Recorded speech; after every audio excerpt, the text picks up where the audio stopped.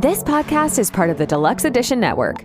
To find other great shows on the network, head over to deluxeeditionnetwork.com. That's deluxeeditionnetwork.com.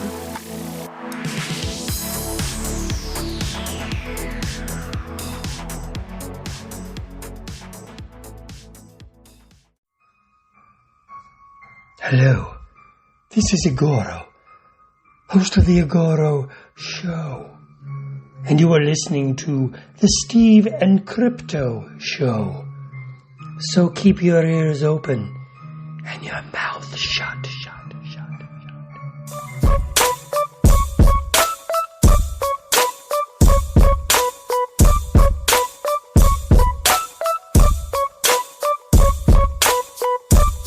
Hey, welcome to the Steve and Crypto Show, presented by thestevestrout.com. I'm Steve. I'm Crypto Zoo. Happy holidays to you. It's episode 132. We thank you guys for listening and hope you guys are doing well. Hope you're getting ready for Thanksgiving, doing whatever you got to do to get prepared for all of that. And hopefully you guys are listening to our show while you're doing that, while you're roasting your turkey and getting all your sides ready. Also, we hope that you're feeling generous and heading over to Patreon for some more exclusive content. You can go over there and check out some unboxing videos, some board game content. There's some movie spoiler talk. There's an assortment of things that are slightly unrelated to like our podcast stuff, and it's more about like our personal lives. Anyway, go check it out. Patreon.com/SteveCrypto. Also, and pledge as little as $1 a month to get access to everything. That's right. And if you want to buy us a coffee, you can head over to buymeacoffee.com/SteveCrypto. Now, that's a metaphorical coffee, but we love it all the same. So head over there, and it's basically a tipping service. You can just give us whatever you like, and it all goes towards the show. So again, Patreon. We already covered that one. buymeacoffee.com/SteveCrypto. My mind's racing right now, trying to go over everything. And of course, if you want some merchandise, or if you're looking for some gifts to buy right now, because it is Black Friday, and I'm sorry we don't have a Black Friday sale going on right now for our merch, but I know that your family would still love to have it, and you'll feel good buying them some merchandise from your third favorite podcast. Head over to Etsy/shop/Steve and Crypto merch. Go get yourself a coffee mug, 2 different t-shirt designs. There's a magnet for your fridge. Also, if you want a trucker hat, you can contact us directly. We still have a couple of them left. And pins. And we have pins. If you want some stickers, just go ahead and listen to some of the old episodes and answer some of the trivia. And just send us a message directly and say, hey, I listened to episode 82. And here's the answer for the trivia. And if you got it right, we'll send you a sticker pack. You know what's weird is what you mentioned Black Friday. Like, when the hell did Black Friday become like a whole 2-week thing? Like, it's been Black Friday for like fucking week and a half now. All these people have sales and shit. Like, why don't you just call it something else? Don't call it Black Friday, because that's specifically the day after Thanksgiving is Black Friday. And like, how you calling last Monday Black Friday? Yeah, I went into Walmart. I went into Walmart just to get a new knife, like a new box cutter. And I left with a new box cutter and 2 Monopoly games because it's Black Friday. And I didn't know that the sales started early. And so I ended up talking to one of the clerks there, and they said that they wanted to give Thanksgiving off to all of their employees, which I think is pretty cool. So this is what they decided to do, is to kind of cut down some of the rush over previous years that they've had, and just try to expand it over 2 weeks. And I mean, they're getting more money that way too, I would think. Yeah. So it's not a bad strategy. They could tap into 2 of your paychecks instead of that one that weekend. Yeah, and they will. They don't give a fuck about the employees having a day off. Like, oh, yeah, let's give them a day off. Well, they get that too, but they're also making bank, and who cares? They're closed for one day. They're gonna make up for it. Well, that's nice of them to do that for their overworked minimum wage, borderline poverty employees. You know what's also nice? Following us on Facebook and following us on Instagram. So you can go find us at Crypto288 at the Steve Strout. We're also on X a little bit. Steve is on there more than I am. We have a Facebook group that you are welcome to join and welcome to contribute to. Just look up the Steve Crypto Show and you will find us. And tell your friends to join it. We want to see what you guys are working on. We welcome all the spooky projects, horror, pop culture related. As long as it's not political or religious, then we're cool with it. Yeah. Don't be a jerk. Yeah. Don't be a jerk. That too. So yeah, this is episode 132. This next couple episodes, this one and the next one, we're going to be recapping a few things that a couple events that we were guests at over the last month, a little over a month, with this one being the Fall Festi-Con, which took place early October in Kent, Washington. Then the next one, we're going to talk about Grit City Comic Show, which was awesome. You guys kind of got a preview in episode 131 when we talked to Russell Hodgkinson. Yeah, that's what's going to be going on the rest of this month and into December, because it's holiday time and we've been kind of holding back on putting this content out to you guys because, you know, it's we got to take time for preparing for the holidays, and you got family and stuff that you're doing stuff, and I got my dog to hang out with and watch scary movies and shit. Yep. But we had a couple events that we wanted to at least tell you guys about. These are basically like our last two podcast related parties for the year.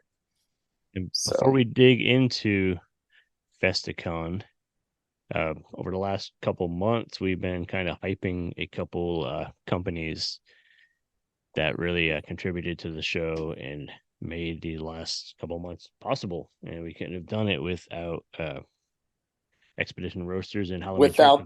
Without the caffeine infusion from Expedition Roasters. They kept us going through these last couple events, that's for sure. And we thank them for that. We recommend you guys go check out Expedition Roasters on Instagram. And the reason why I say to go there is because you'll check out the artwork for the bags. Like, we've talked about them in a lot of episodes and, you know, the last couple months. And we've sampled them on the show. But I want you guys to actually go and see the artwork that I've described and that Steve has talked about. So go to Expedition Roasters, see what they have to offer. I guarantee you're going to find a flavor there that you like, if not more than one. They make great stocking stuffers. You could grab one of those bags and just stuff it down in the stocking, and I think anybody's going to be happy to pull that out. Yeah. Put it in my stocking. Send me. I recommend the blueberry. I recommend the blueberry coffee. That's a really good one. Dracula's straw bloody shortcake was good. Yeah, they have so many. Like, you're going to be happy that you went and checked them out. Definitely wasn't one that I did not like. Yeah. Where's the website and what's that discount code? All right, so head over to expeditionroasters.com and use the code SteveCrypto. We're going to give you a little discount at checkout. Do it. And then I mentioned the shirt company. Of course. You can head over to Halloween Shirt Company and see what they have to offer. Again, a great gift for the holiday season, even though it's more on the Halloween side and not so much Christmas. I mean, if you are a horror fan, you celebrate all year long in your heart. So I think you'd be happy to get a spooky shirt even during the holiday season.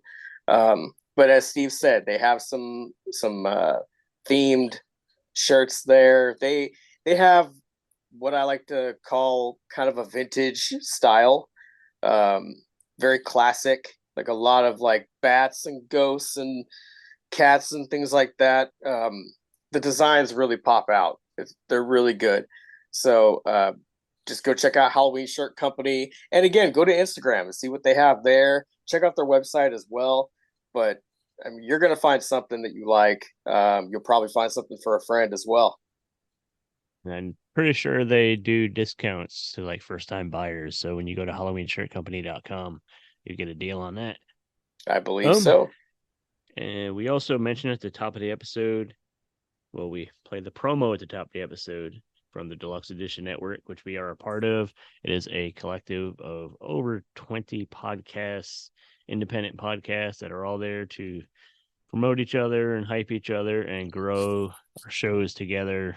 It's a big variety of content over there, all kinds of different genres of discussion, sports, news, comedy, horror like us, just general discussion, just all kinds of stuff. You could probably find a show, whatever you're interested in, you could probably find a show there. Of course, we're there. The Steven Crypto Show is there alongside November's podcast of the month. This month, it's Baird Laws and Take on the World podcast. So check out deluxeeditionnetwork.com, and you never know who'll be the podcast of the month next year. So I have to wait and see next month, not next year. Yeah. Be the podcast of the month next year, but next month. So yeah, go to Deluxe Edition Network, follow the Deluxe Edition Network on Instagram. There's a group on Facebook to join. Do it up, support some great shows. Keep supporting us. We appreciate it, and we love you guys. Yeah, follow them online and stay up to date on what they got going on and all the shows that are coming out. I need to check out the pods of the month. I haven't listened to them yet.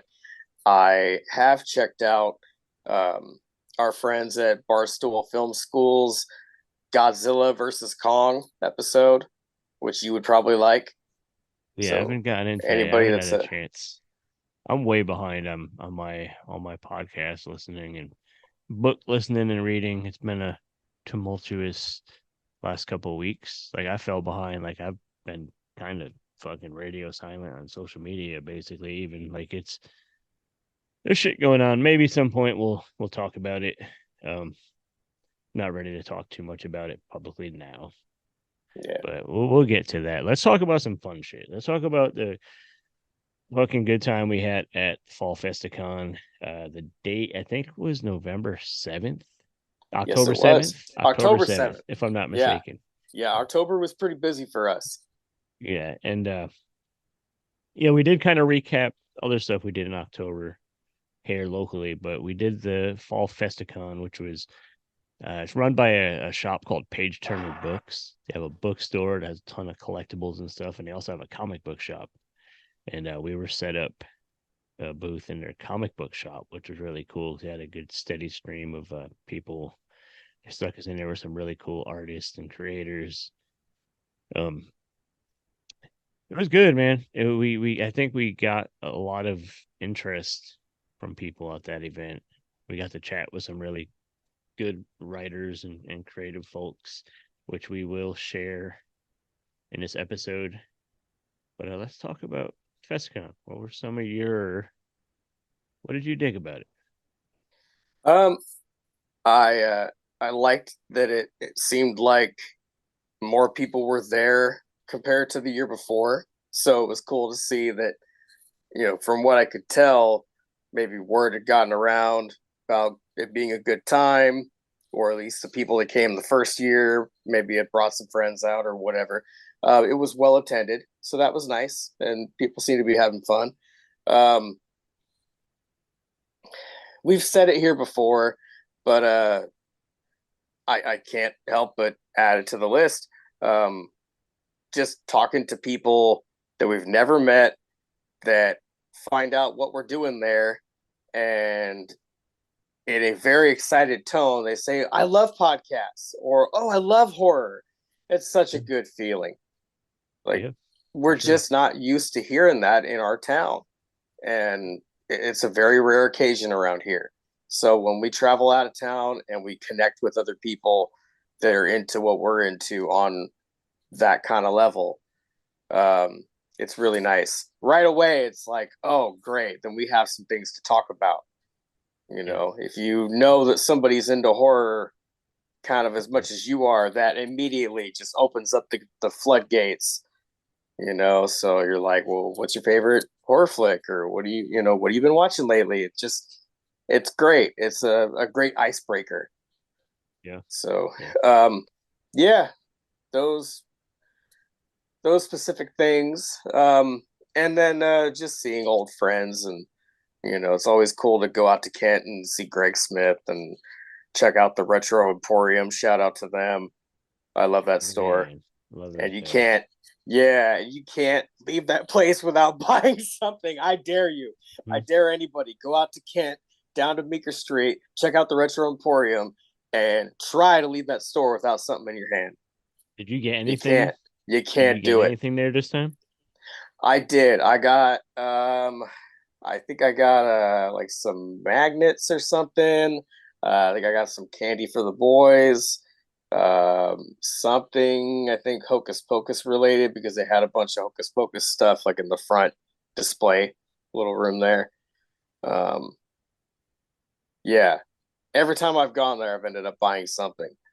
And I know if I take the kids, which I want to, I'm gonna end up buying more stuff. Yeah. It's like you're kind of bummed at the time, how much you're forking out, but you're like, I did this to myself. Like, I wanted to bring them here. Should have known. You should have known. Yeah. Yeah. No, Yeah. I grabbed some cool stuff from there. I grabbed I grabbed a few different packs of trading cards. They have like a selection of like older, retro trading cards. I think I got All some the like Garbage taps. Pail Kids. I got shit, I don't even remember what the heck I got. They have a lot of stuff, man. They got old like wrestling cards. There's like some sports cards. There's like old Batman shows and all the old TV shows that put out trading cards. And um, I do remember the Garbage Pail Kids one. I probably Yeah. should have dug out the stuff I got when we went, but I did that. I went actually from the comic shop where we were set up. Found a really cool old sci-fi magazine that had the creature from the Black Lagoon on the cover. Which I wasn't really familiar with that magazine, but the cover was fucking awesome. Had the creature, so I had to get it. It was like staring at me for a while when we were sitting at our table because there was like a whole big magazine display in there where we were, Yeah, and it that was whole just like wall. taunting me, like buy me, like. So I bought it.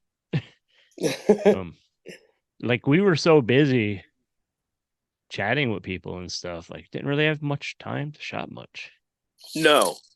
Which was good. That's the whole point. Like we want to chat with people, and I think that's what my favorite part of doing things like this is, that like the community, like building a community around this, what we do, just being nerdy about stuff. And Yeah. and it brings all these people out to meet each other that, didn't know. Like, oh, I didn't realize there's this many people that shared the same interest here in my town, Yeah. or in this Yep. area. It brings everybody together. And at the same time, it's like good advertisement for, other artists and writers that were there, for us, of course, which is our main reason for going out and taking our time to do stuff like this. And of course, these venues, these shops, like you mentioned, the Retro Emporium, Page Turner Books. I can't recall the name of. There's a bakery across the street I'm that looking it always up right puts now. out I'm doing really it right cool. now. They put out really cool themed like cookies and stuff. That's awesome. I'm looking them up right now. He's looking them up right now.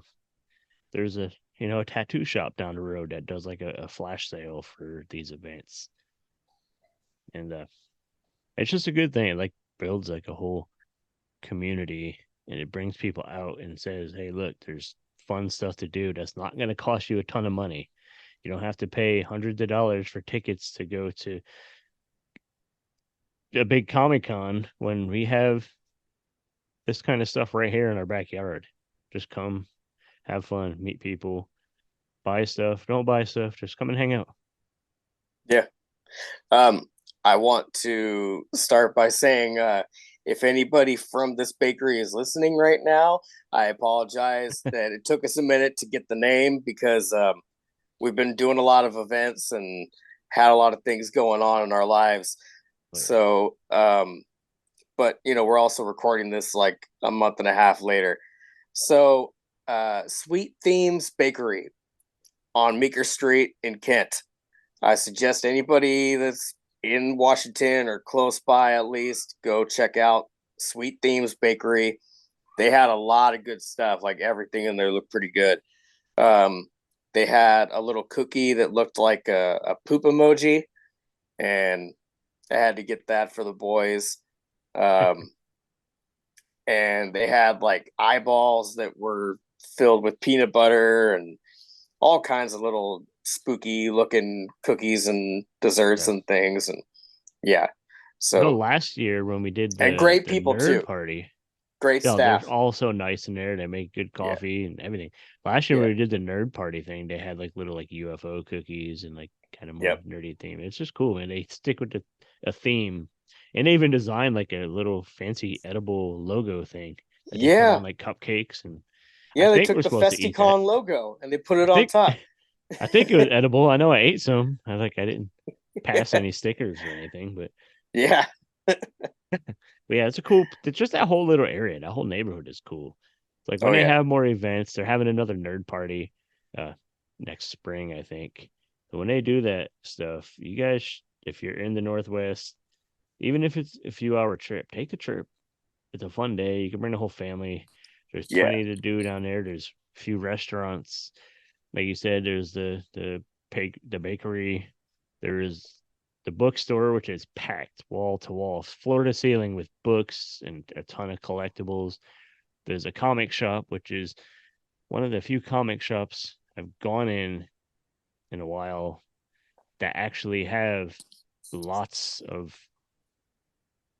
boxes, long boxes full of comics to search yeah. through. You can spend hours in there. Like we Oh brought yeah. James with us, and he spent almost the whole the whole event going through comics, and Yep. he That's how you find the good ones. and he found a bunch to add to his collection. He's Yeah. putting together runs of certain series, and he found quite a few for us. So that's Yeah, man, you could entertain yourself for the whole day in Kent with a variety of things, but like just on Beaker Street alone, there's yeah. enough to do. Like you were saying, go to the comic book shop, check out Look at the some tattoo. books, go get a tattoo. There's a Mexican restaurant, there's the bakery, like there's a variety of things down there. Yeah, and then now they got that little park outside the building too. They turned that That's little right. parking area into like a little park, and it's a nice little chill spot to take the kids out to unwind for a few minutes. Or you could go make one of the events a date day and go over to the all aglow spa and get Yeah. facials and then go buy some comics. Yep. There's a Like bar hopefully down they're there. Go have involved a next beer. time. Yeah, there's everything. Everything. It's a cool little area. Um Once it got darker, it got a little weird. Like the weirder folks come out, which happens everywhere. Yeah. The But freaks came out just at night. yeah, yeah. Not us. Besides us, the other freaks, the Yeah. other extra weirdos. Yeah. Um, but yeah, man, overall it was a really cool show. Uh, I really want to get back for the next one because I feel like events like this does more for us, in our growth. And I feel like every time we've done their show, our numbers have gone up, even just a little bit, but it still Yeah. helps. And we meet new people. I've made a couple friends there that I've been chatting with since, and it's cool. Like the Wayne who owns Page Turner Books, he has Kayla who is like the point person who's like his right hand who helps run all this stuff, and they bust their butts to make this shit like as cool as it is, as cool as it can be. And I think they're gonna keep growing it, and it's just gonna get better. Yeah. They did a great job, just kind of making the rounds and checking in on everybody, making sure everybody Always, was doing good. Yeah. they always constantly were making sure everybody was okay. Anybody need anything? It's that went a long way because like we've done other things where it's just like like the one we did in town, they just kind of like we didn't know where we were supposed to be, and then it's like okay, we're plopped over here against the Yeah. wall, and like nobody came up and said, "You guys good? You guys that?" You know what I mean? That. I mean, it still turned out all right. Oh, it did. It was But fine. there was a lot of chaos in there. I think a lot of people just with their little kids and Yeah. trying to keep an eye on them, you know. I think they created an awesome event here in Yeah. town, but I think they weren't ready for how big it became, Yeah. and they were a little overwhelmed. But hopefully, they have a better grasp next year. And definitely, if they want to invite us, I'm definitely down. Same with Festi-Con and Nerd Party. Like, if they want us there, there's a 99% chance we'll be there. Yep. So yeah, before we started chatting about our thoughts on it, we mentioned that we actually spoke with a few guests at Festi-Con, a handful of writers, a few that are members of the Howl Society, which is they're like a writing group. I'm not sure, were they a publisher or were they just like a group of horror authors that I think just it love was doing it and hyping more of each a other? group. Yeah, Kind of more of a like what group that we kind of support each other. It's kind of like the Deluxe Edition Network, but for Yeah. horror writers in the PNW. Yeah. But yeah, we The met book writing gang. a gang. Yeah. How do you think you get initiated into the horror writer gang? Did they like jump you in, or did they I don't make you know. tell a story, or they beat you up, or I don't know. Anyways, we talked to JW, Bridget D. Brave, Solomon Force, Will McDermott, good area writers that have done some really cool shit. So let's just get to those chats. We took a few minutes with each one and got to learn a little bit about them and what they're working on. So you guys meet these great indie authors and support them. And we will be back to say goodbye. Hi, I'm Doug Jones, the tall, skinny, goofy actor who plays lots of monsters and creatures on film and in TV. But today, I want you to know that you are listening to the best podcast on the air, and that would be the Steve and Crypto Show. Hey, we are here live at Fall Festi-Con with the Steve and Crypto Show, and we have a guest with Solomon Force here to tell us a little bit about what he's been working on. Hello, everyone listening to the Steve and Crypto Show podcast. My name's Solomon Force. Very happy to be here. I'm at Fall Festi-Con 2023 representing Howl Society Press over at Page Turner Books. We are first and foremost actually a horror community. We started on Discord back in 2020 when everyone was trapped in their houses and bored and needing social interaction. And so we created a very structured book club where we could have that interaction focused on our favorite horror reads. That has since blown up into quite an organization. We have hundreds of members now. The book club side of our community really offers readers a chance to join a supportive community where they can enjoy books alongside other horror lovers and engage in in-depth, meaningful discussions and form some long-lasting friendships. Aside from this side of Howl Society, a lot of our readers have turned into writers. We have a full-on writing workshop that we do annually in which we produce a horror anthology that will ultimately be published, and we also run a mentor system. So if you are listening and you are a brand new writer and you've thought about writing horror, you should go to howlsociety.com. Some of our books we've put out were Howls from Hell, Howls from the Dark Ages, which is an anthology themed on medieval horror. We do vote on which theme we'd like to do each year. And we recently released Howls from the Wreckage, an anthology of disaster horror. So if this sounds like your kind of thing, hop on howlsociety.com. You'll find an invite to our Discord, and then you can hop in the welcome channel and say hi. Once again, this is Solomon Force from Howl Society, and thank you so much for the opportunity to be on the show. That's awesome. I like that you guys have the whole community thing, as you mentioned, and just giving people a place, because you might be working on a project, but you're like, I don't know how to get this out there. I don't know where to begin, you know, other than like making the thing. Because then, you know, you can make something, but then like it's getting it out to the right people in the right hands is the next step.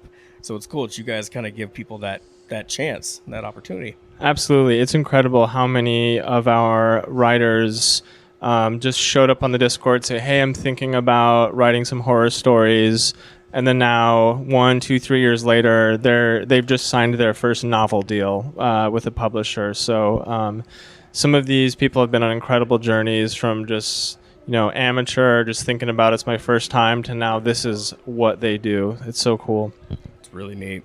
Yeah, we've said it a million times on the show, but just like the horror community is unlike any other. Like, well, there really aren't too many communities in film. Like, there's no drama community, you know what I mean? But like, horror fans are so passionate, and most of us just enjoy seeing that. Like, we're kind of nerdy about it sometimes, but it's great, and it's nice to be passionate about things.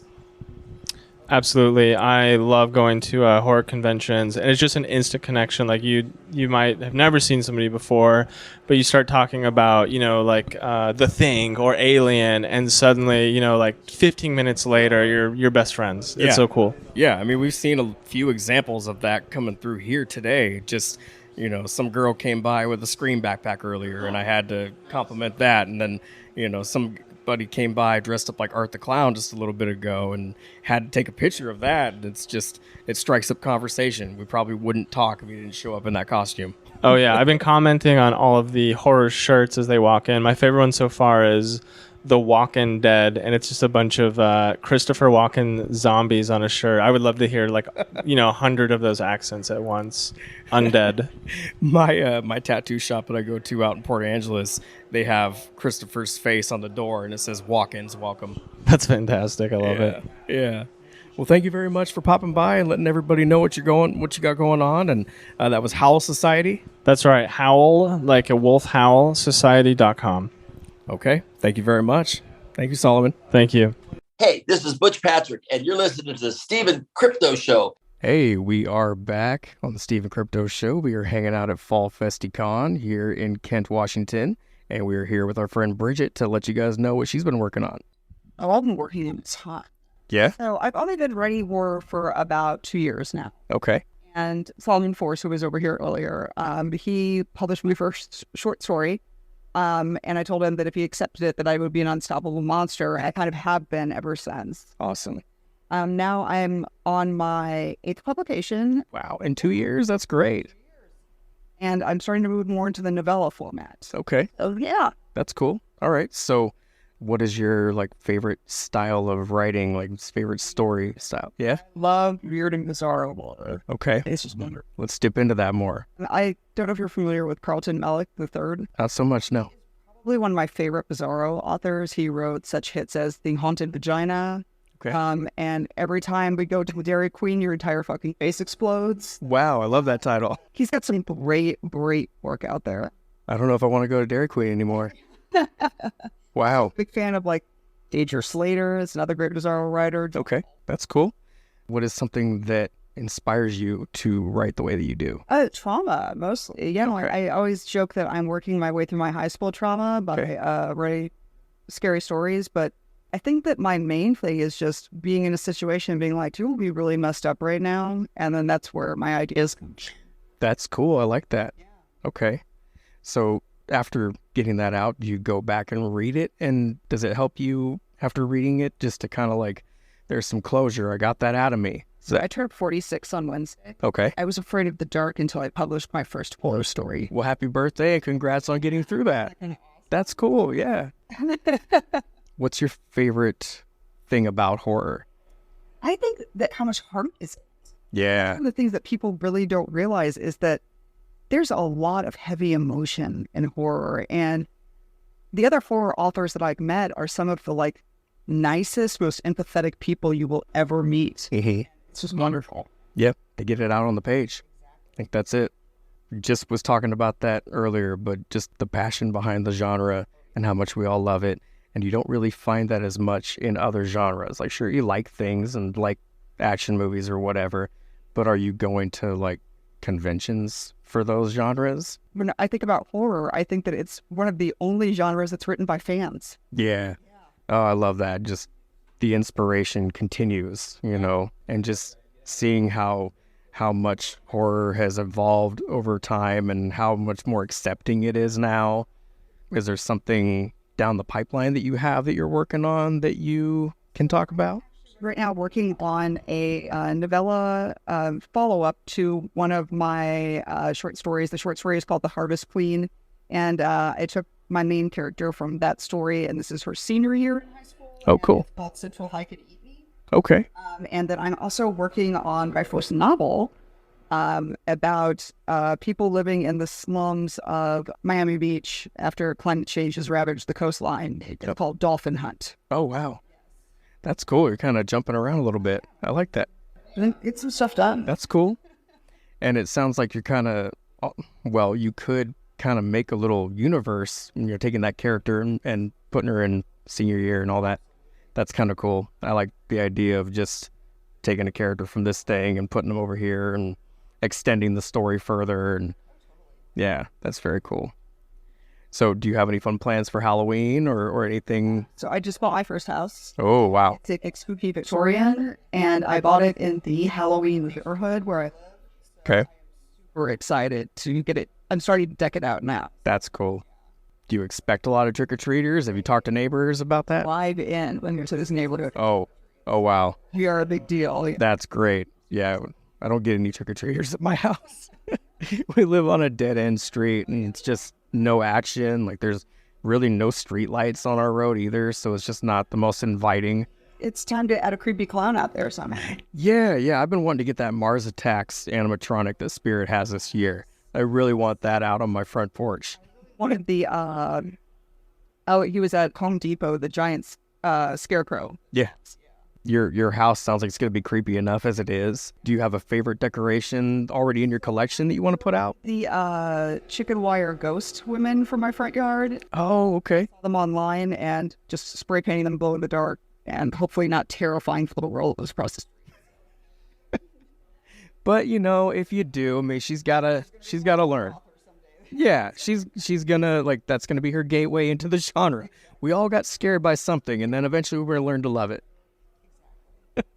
What's your earliest memory with horror? So I was raised by very young parents who had no idea what they were doing. I liked them both dearly, but they had no idea what they were doing. And they used to let me watch whatever they were watching. Ooh. So The Exorcist was one of the first movies I remember, and Alien. Okay. Those are both pretty freaky. The more I go back and watch Alien, the more I think, like, how good is it for its time?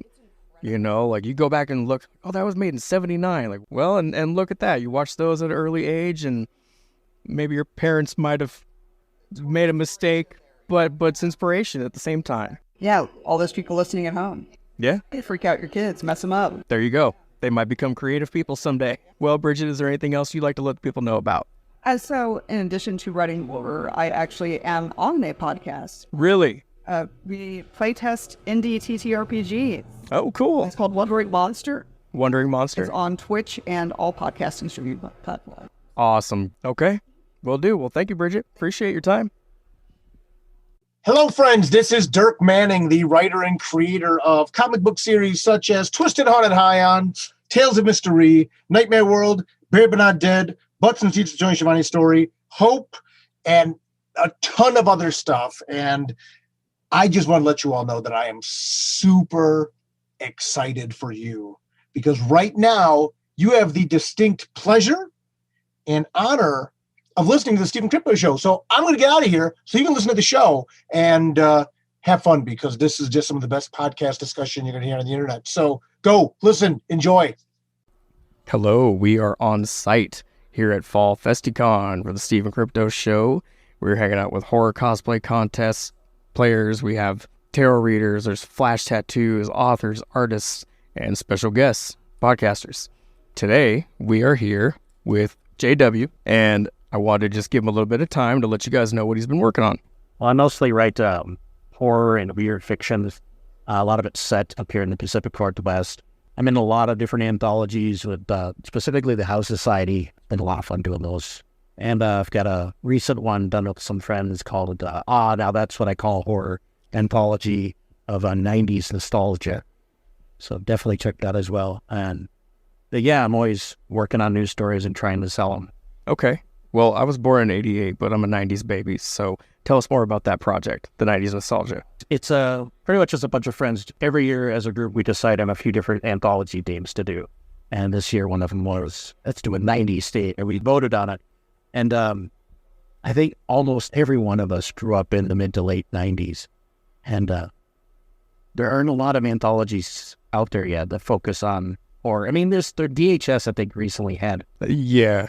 But I wouldn't say there's anything like that. One of the best stories in there, it's actually a Pacific Northwest writer as well, Matthew Lind from Burlington. It's called Choking Hazard. It's about a bunch of possessed toys, and it reminded me a lot of like a horror take on Arnold Schwarzenegger's movie, Jingle All the Way. Okay. Involving Tickle Me Elmos and Cabbage Patch Dolls. Awesome story. Mine specifically, it reminded me of life as a band kid in the late 90s. Yeah. Something horrible happens to a bunch of band kids on a van bus on the way back from a football game. Okay. That was my life. That's cool. What, you're a band kid, what did you play? I played trumpet back then. So what would you say is a big inspirational thing in pop culture and horror specifically for you? Like, what's something that you draw from? This recent boom in it's becoming mainstream. I wouldn't be considered mainstream horror, but now is becoming mainstream. Specifically, A24 film. Their approach to taking on horror films has been huge.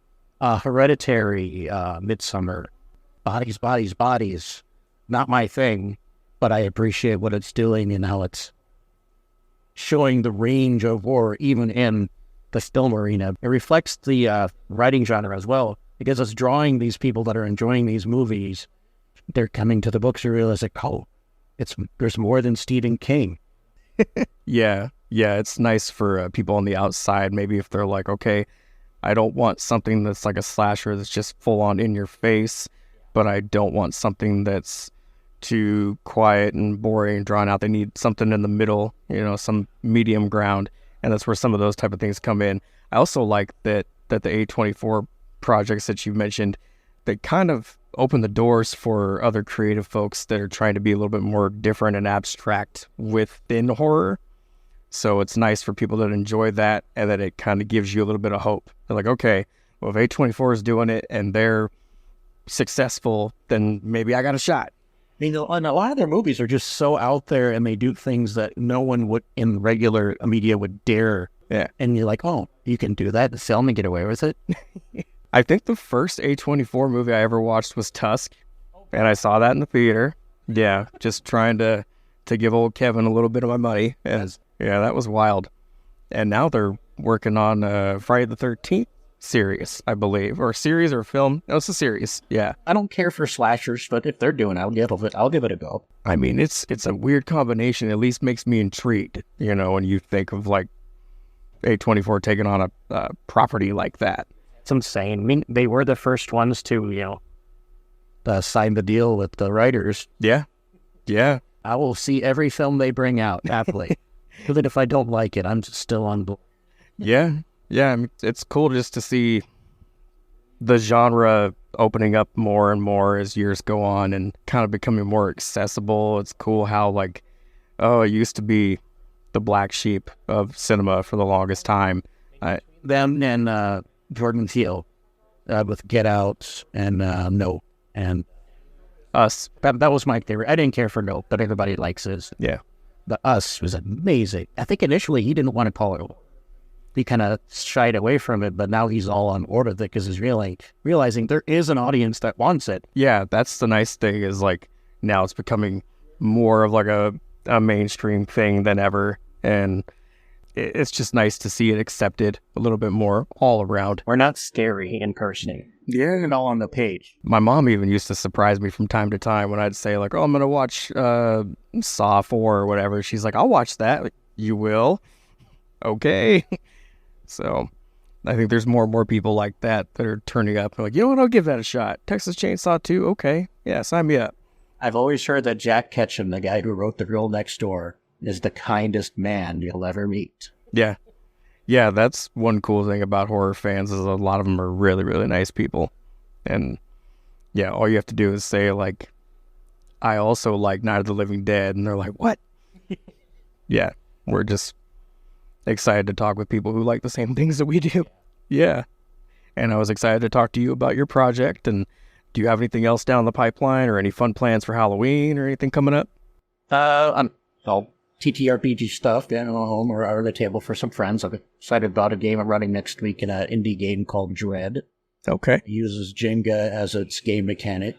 So that's exciting. That's all the Halloween plans. But other than that, I've got a story that will be coming out that I can't say yet strung yet. I got the news on that this morning. Okay.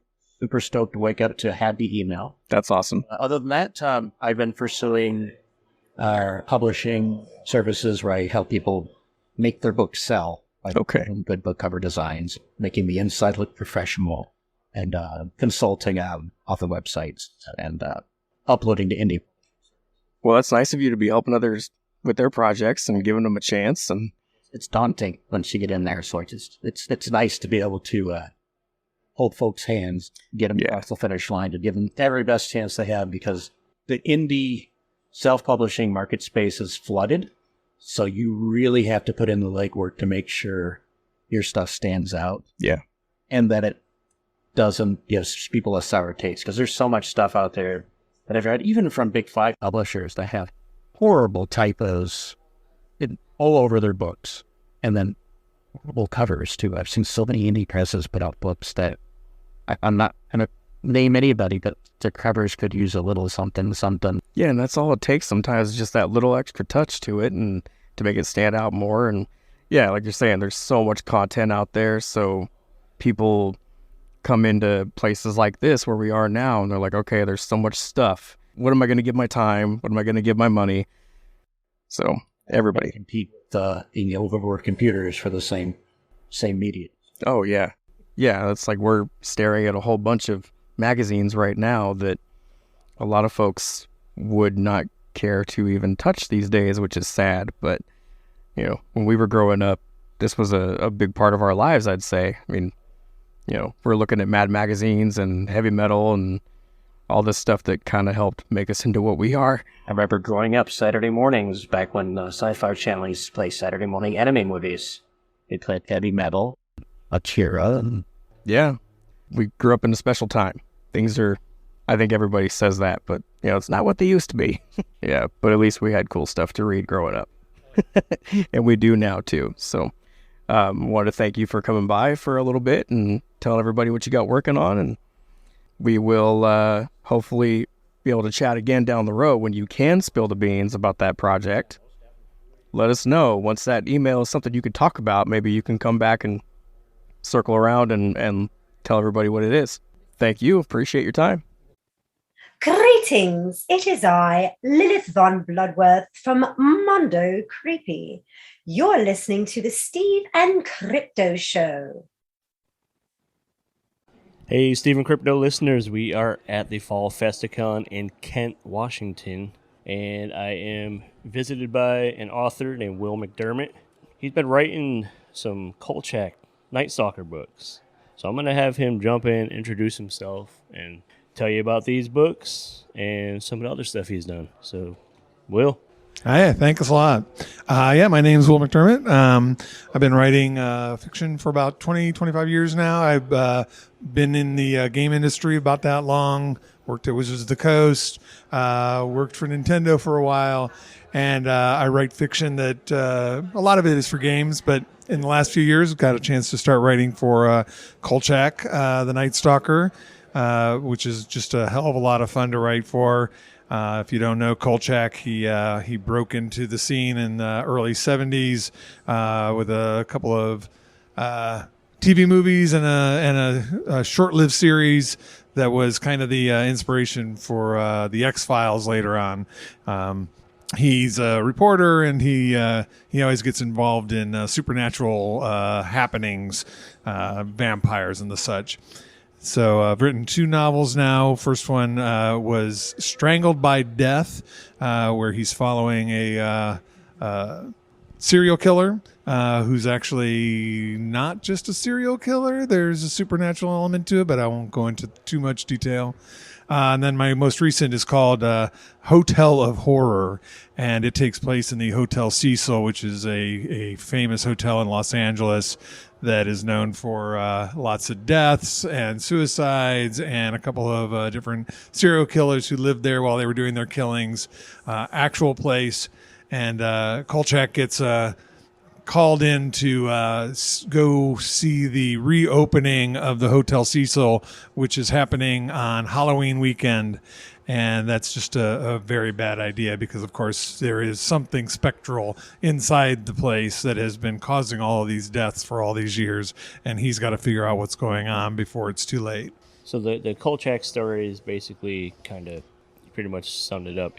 There's kind of supernatural and horror vibes there. Right. Were you a horror fan? You know, the funny thing is I grew up, originally huge mystery fan. And so writing these is a lot of fun for me because I never really got a chance to write mysteries until now. But after I kind of left my mystery phase, I was huge into fantasy and science fiction. And that's where I always thought I was going to be writing. And really until recently, that's where I was writing. Just in the last few years, I've really started into horror with Kolchak, but also with some short stories in anthologies. There's a series of anthologies called the Castle of Horror, and I've been in 3 or 4 of those recently. Okay. Where can people find the series? The Kolchak series? So the Kolchak is published by Moonstone Books, and they're only available through their website. I believe it's just Moonstone. It's like moonstonebooks.com. Moonstonebooks.com. So if you go there, you'll be able to find both of my Kolchak novels. I've got a short story, Kolchak short story as well, that also came out this year. And that's in an anthology called Triple Threat. It came out in March. Okay. They do one, I think, every couple of months. And this was the Triple Threat that came out in March of 2023 has a story by me as well. Okay, so besides the Kolchak stuff, what's some other things you've worked on? So I lately, in the last few years, I've been working in games again, but this time in board games. I have been working in video games for a number of years. I worked on Guild Wars 2, Terra, ZMR. But the last few years, I've been working for a board game company in Seattle called Funko Games. They used to be Forest Pruzan, but then Funko bought them. And so I write content for them. This year, when they just came out with the 25th anniversary of Cranium, and I wrote a ton of content for that game. I also wrote probably like 80% of the trivia in an ESPN trivia game that they put out a couple of years ago. Okay. So yeah, I've been writing content for them off and on contract for the last 5 years or so. Right. How different is the process of writing for a game versus novels and stuff? Oh, it is very different, really. Yeah. Games, especially board games, board games that have narrative. And I've done that as well as like the trivia, but you're writing short bits, because the game's got to keep moving, and so you can't really slow down to have a long narrative. It's got to be it's 50 word, 100 word, 200 word chunks of story. I actually did the first thing I did for Funko Games was a choose your own adventure board game, and I wrote there were 200, 300, 400 cards that had stories on them, and then you would have either choices or you would roll some dice, and that would determine where you go for the next bit of story. And it was all branching, and that was a blast to write. It sounded like it would be fun, but at the same time it'd be difficult to come up with a scenario and then this other scenario, but you got to make them so they can work together with the dynamics of the game. Right. So that's Yeah, the branching storyline is kind of fun. I'm actually doing some more branching storyline stuff for them now that will come out next year. Totally different type of game, but a lot of fun. And it's a neat challenge to write short. Right. When you're writing a novel, you can spend a lot of time on description and go down some paths and see if things work and then bring them back, and sometimes you throw away some stuff and rewrite. But when you're writing for games, you got to be real concise, and it's an interesting challenge. I feel like there's probably more of like a guideline you have to stick to. Yes. And then if it's for a popular property, then you got to abide by their stuff. And exactly. Yeah. And most of my career I've been writing for people, writing in other people's IPs. I wrote, some Magic the Gathering. I've written for Warhammer 40K, and so yeah, you're always having to make sure that you're not changing too much, but kind of injecting some of yourself into it so that it's you have fun writing the story. Cool. Well, hey, thank you for taking a few minutes. Where can people find you online? Do you have a website or anything? Yeah. It's just real simple. It's just willmcdermott.com. WILLMCDERMOTT.com. Awesome, Will. Thank you, and I can't wait to dig into the Kolchak book. All right. Yeah, enjoy it. Thanks a lot. I'm Mr. Lobo of Cinema Insomnia, and you're listening to the Steve and Crypto Show. Or are you? All right, we are back. Thank you again, Wayne, Kayla, and the rest of the team at Page Turner. Thanks to all the people who popped in to say hi and tell us about their stuff. Like, that's the whole point of our podcast. That's the whole point of the Fall Festi-Con, was to allow these people to promote themselves, to allow us to promote ourselves, which I think overall is a successful event. Yeah, we had a great time. Yeah, we had a great time. We thank Page Turner Books for inviting us there, and it was really nice connecting with people that are all into kind of the darker side of pop culture. As it was kind of a celebration of some like macabre items, I guess you could say. They had like some darker themed stuff, but I mean, it wasn't all that way. Yeah. So this particular it was a really good time. Yeah. Yep. Yeah. So I think it's a good point to wrap this episode. Before we do that, I want to mention people. There's a YouTube channel called the Mad Bloods, which we will post links to either this episode or the next one. They invited CryptoZoo and I on to basically interview us and hear a little bit about us and what we're into. So I'm not sure when that episode's coming out, but I will make sure when we know, you guys will know, because it was a fun chat. I had a great time chatting with those guys. Yeah, it was really good. It was really fun. Hopefully we'll get to do it again.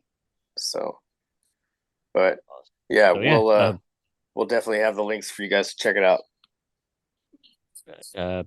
You know where to find the links. You know where to keep up on this info. Social media, CryptoZoo88, the Steve Strout, X, Instagram. We'll post there when we know when this is coming out. Of course, we post there everything. We post all kinds of shit there.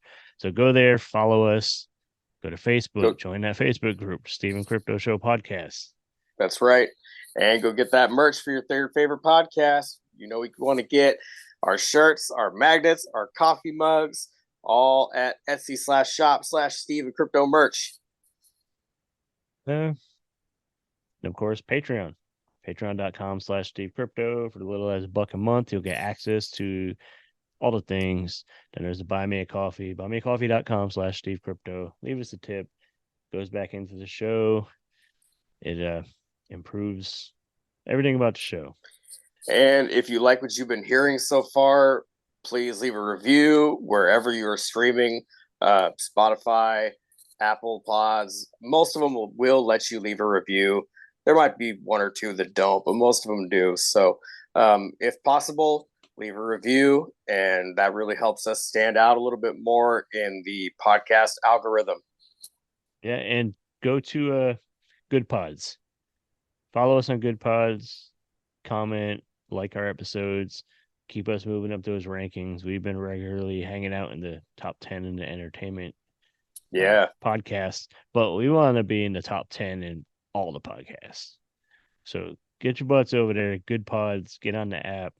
Like, comment, share, all that stuff. Just help us up the rankings. Do it for my kids, okay? Do it for them. That's all they want for Christmas. Now, if you ask them, they're not gonna want to tell you that straight up. They just, they're trying to be humble about it. But I'll tell you myself. When I was over your place the other day, I kind of snuck and looked at their letters to Santa, and their top thing on each of their lists was how Daddy and Uncle Steve's podcast move up to number 1 on Good Pods. And for some reason, one of them, the little one, was like, "Don't be a bitch and fucking not leave them a review. Go leave their ass a review, or I'm gonna find you and fuck you up." Like, I don't know where he learned to talk like that. He must be listening to us on this podcast, but I just completely made that up. And they're not worried about their 2 front teeth. They're more worried about you guys buying merchandise from Etsy. Yeah. So that's really all that they want, is for you guys to treat yourselves. You've been, for Christmas. All I want for Christmas is my 2 t-shirt designs. There you go. Yeah. Even if you've been naughty, we don't care. That's fine. We don't judge you here. Naughty or nice, you deserve a shirt this year. We prefer naughty. Treat yourself. Treat yourself. There you go. But all right, guys. In the words of Retta, treat yourself. Next episode, we are going to tell you about the Grit City Comic Show, which was also a good time. And we also bought stuff. And we also found something in the bathroom at Panda Express. We'll tell you all about that. We'll tell you about that, the Panda Express story. All right, guys. Thank you guys for listening.